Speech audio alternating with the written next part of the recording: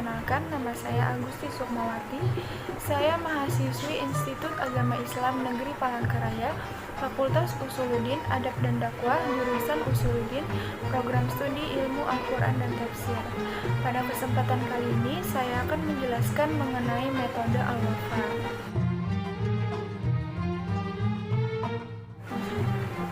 Metode Al-Wafa adalah salah satu metode pembelajaran dan pendidikan Al-Quran secara tilawah, tahfiz, terjemah, tafhim, dan tafsir. Al-Wafa adalah metode belajar Al-Quran dengan mengaktifkan pembelajaran otak kanan, artinya otak kiri tetap dipakai akan tetapi ditambah memanfaatkan pembelajaran keunggulan otak kanan. Metode Al-Wafa diciptakan karena tuntutan zaman yang semakin maju dan kebutuhan masyarakat muslim tentang pembelajaran Al-Quran yang semakin meningkat. Metode Al-Wafa lahir sebagai jawaban dari inovasi pembelajaran Al-Quran yang dinamis, kreatif, dan menyenangkan. Adapun visi dan misi metode Al-Wafa, yang pertama, visi dari metode Al-Wafa ini adalah melahirkan ahli Al-Quran sebagai pembangun peradaban masyarakat Qurani di Indonesia.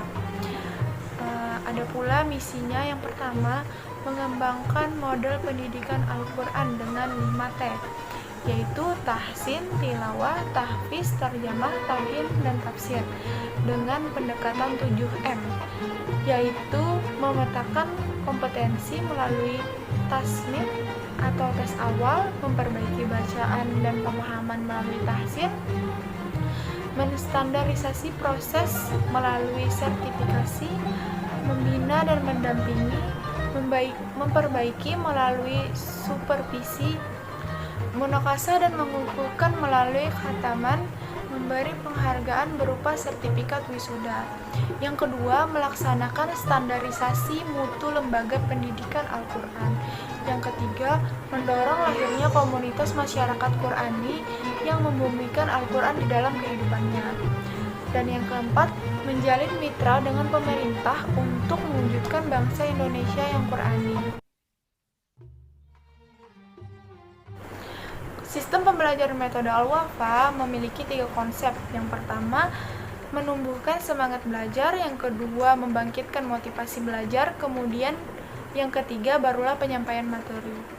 Untuk masuk pada materi, guru dapat mewakilinya dengan cerita, pertanyaan, ataupun permainan. Waktu untuk pelaksanaan metode ini hanya berkisar 1 jam dan 5 kali pertemuan dalam 1 minggu. Dalam pengajaran metode Al-Wafa ini menggunakan irama atau nada hijaz. Adapun langkah-langkah pembelajaran dalam metode Al-Wafa dibagi menjadi 3 waktu, yaitu yang pertama pada kegiatan awal, yang kedua yaitu pada kegiatan inti, dan yang ketiga adalah pada kegiatan penutup. Pada kegiatan awal, guru diharuskan untuk menumbuhkan minat belajar bagi para santri, menetralkan kondisi santri yang terkadang anak-anak pada usia dini membawa emosi masing-masing dari rumah. Dan yang kedua yaitu kegiatan inti. Pada kegiatan inti ini memberikan pengalaman belajar, melibatkan mereka dan menumbuhkan kebutuhan untuk mengetahui. Strateginya yaitu dengan bercerita analog, simulasi, ataupun peragaan secara langsung. Dan yang ketiga, penutup, yaitu merefleksi hasil belajar hari ini dan memberikan motivasi agar santri dekat dan cinta kepada Al-Quran. Strateginya yaitu dengan kasih motivasi dan memberikan kata-kata mutiara. Dalam metode Al-Wafa ini berstandar pada spirit, bawalah dunia kita ke dunia mereka, antarkan dunia mereka ke dunia kita. Dan metode Al-Wafa ini, anak usia dini tidak hanya diajarkan membaca Al-Quran, mengenal huruf dan melafalkan, akan tetapi mereka juga diberi wawasan Islami dalam membentuk ilustrasi cerita menarik sebagai bagian dari pertumbuhan akhlak mulia. Dalam pembelajaran Al-Quran dan dalam metode Al-Wafa, siswa juga diajarkan menulis Arab bersamaan ketika siswa mulai belajar membaca hingga ia menguasai imla atau yang dikenal menulis Arab dengan metode dikte. Dalam metode Al-Wafa terdapat 5 jilid buku, ditambah lagi buku tajwid dan buku gharib. Pembahasan di dalam 5 buku panduan tersebut berbeda-beda, dimulai dari pembahasan yang mudah disesuaikan dengan keadaan sehari-hari, kemudian pembahasan yang mengacu pada bacaan Al-Quran.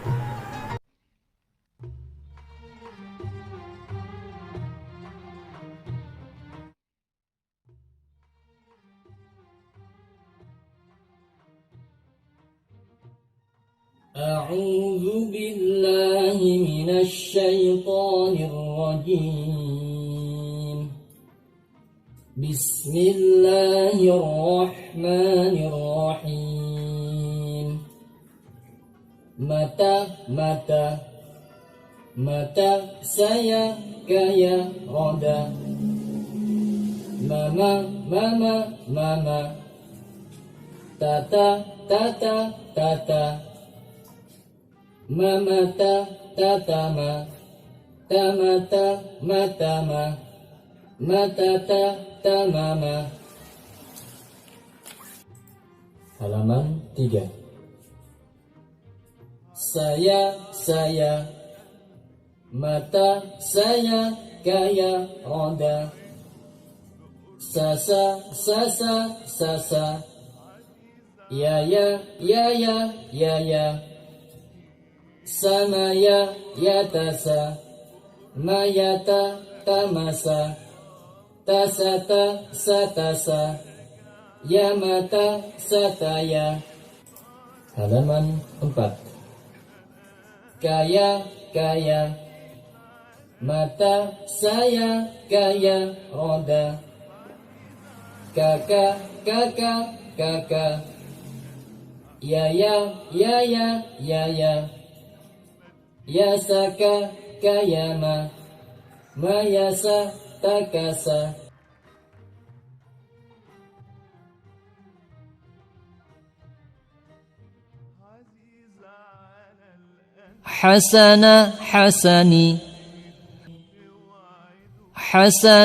حسني خبري ذهبي.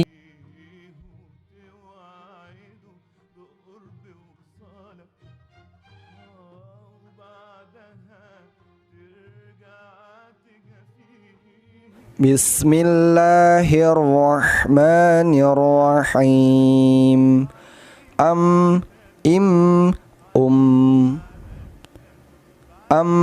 Amsaluha imlaqin umtira samkaha yamkuruna imra'atun himliha yumsiku jumlatan jam'ahu mamnu'atin. Setiap huruf mim sukun membacanya ditekan.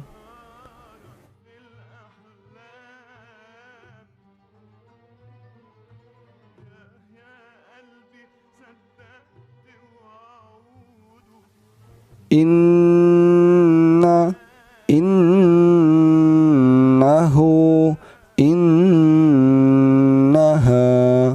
Nah, teman-teman, di sini jika teman-teman menemukan nun bertasydid ditahan disertai dengung selama 4 ketukan. Jahannama jannatin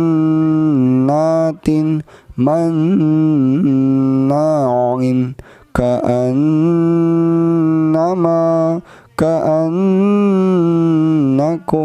ka'annahunna fa'innakum fa'innahunna inna sa'yakum lasyatta innahu alimun inna kunna فاعلين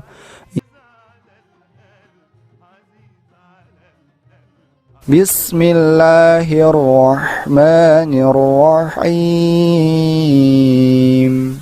Teman-teman bisa melihat di sini ada huruf sin yang berharokat fathah tanwin disertai alif. Kemudian diberikan tanda panah. Kemudian cara membacanya tidak disertakan tanwinnya. Langsung saja Ustaz contohkan. Libasan, waqafnya libasa. Idza yaghsha, waqafnya idza yaghsha.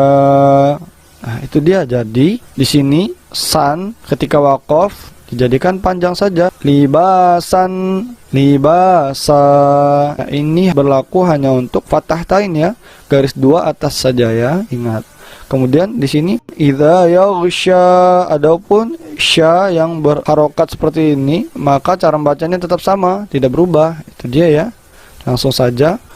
Wa kadzdzaba bil husna fasanuyassiruhu lil yusra liyakunu lahum izza ta'uzzuhum azza wallaili idza saja wallaili idza yaghsha wal jibala autada wa hadaiqa